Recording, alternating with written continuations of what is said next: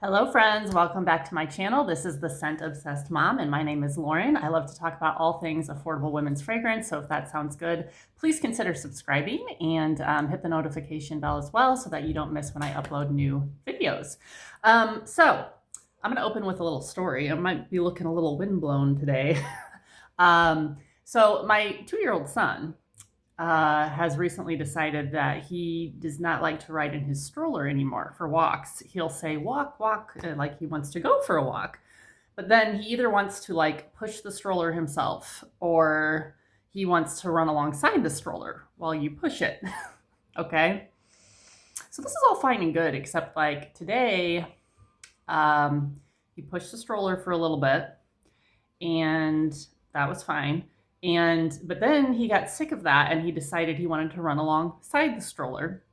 But then we get to like the main streets in town and we just like take off running. So he's running ahead of me and then he's kind of like weaving in and off the street. And I'm like, okay, this is not working. He's going to get hit by a car. Like my mom, like anxiety was at like a 10 at that point. And I'm like, okay, this is not working.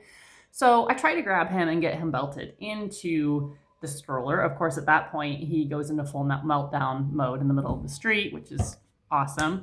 So yeah, I finally give up that. So then I have no choice but to try to carry him back to our house. So by this point, we're like 2 blocks away and he's heavy. I mean, he's 2, but he's a big 2. He's heavy and like kind of bigger for his age. Thankfully, it was just the little umbrella stroller that we have, not the big sized one, because I would have had to like ditch it and come back for it later. But yeah, so just picture me trying to carry my 2-year-old who is still having a meltdown and carrying this stroller all the way back to our house, like right through the middle of town. It's been a morning, guys, let me tell you. Anyway, we are inside now for the time being. Maybe we'll try again later. I don't know. Anyway, so that was my story time for the day. This is the Scent Obsessed Mom, like I said. So there you go. So today's video is going to be focused on, it's going to be all about the perfume from the house of Lattafa called Liam Grey. This is a unisex perfume. It's perfect for fall in my opinion, so I think this is perfect timing to do this video. I did a little like sample haul of some Middle Eastern or Arab perfumes, whatever you want to call them, like a week or so ago. And the 2 that and this was included in that video, and there was this one and Teriyaki Intense. Those were the 2 that I really liked that I ended up getting full-size bottles of. I actually already did a dedicated video to Teriyaki Intense if you want to go check that one out. I really, really like that one. So I thought now that I've had a chance to wear Liam Grey a little more, I could come back and give you a little bit more of an in-depth review. So this is the bottle. I think it's pretty. Like I said, very unisex. And this is a 3.4 ounce bottle. I got it off Amazon for $27.45, guys. So, I mean, you can't beat that. That's what I love about so many of these Arab perfumes is the quality on most of them is really good, among other things that I'll get into in a second. But you get a full-size bottle for like way cheaper than some of these higher end perfumes. So to my knowledge, actually, no, I lied. So this is supposed to be a dupe for Gris Charnel, and I cannot remember who makes that perfume. I have not tried it. So unfortunately, I can't tell you how close of a dupe it is. I've heard it's close. So I'm just going to focus on this scent itself. It was released in 2023 from the house of Lattafa. So the top notes in this are cardamom, fig, and black tea. In the mid, we have iris, vetiver, and labdanum. And in the base, we have vanilla, sandalwood, tonka, and patchouli. So I am actually wearing this one today and really enjoying it, by the way. So I'm going to just give a little spray on the hand, though, so I can kind of, give you another like on first spray type impression.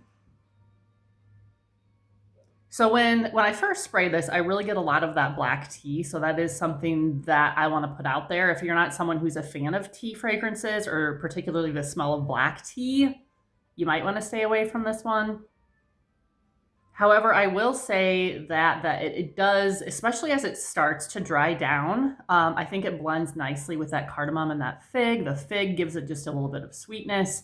I love cardamom and fragrances. I've learned that through experience, and like even Bath and Body Works Vanilla Romance has a cardamom note. That may have actually been the first fragrance that kind of started my love of that note, but yeah, as it dries down, it sweetens and softens a little bit, and the tea is still there, but it's not quite as sharp as on first spray. It's just a really nice kind of smooth blend. So I feel like as it dries down, I wouldn't say there's any notes that like smack you in the face. You know, there's nothing like really sharp. It's just everything kind of blends together smoothly, in my opinion.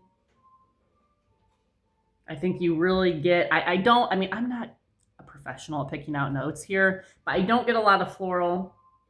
I mean, if the iris is there, it's in the background. I personally don't know a lot about labdanum, so I'm not exactly sure what I'd be looking for with that note. Maybe just a little bit of vetiver.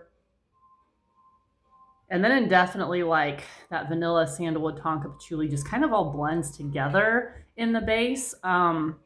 So overall, this is a very warm, comforting, cozy, slightly spicy fall scent. I think it's gorgeous. I will say that in my opinion, it does lean just slightly masculine, like not too much. I don't like anything that's too masculine.